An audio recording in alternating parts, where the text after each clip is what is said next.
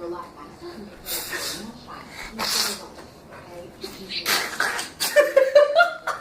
not the point. I don't do married guys. I need to wreck someone's home.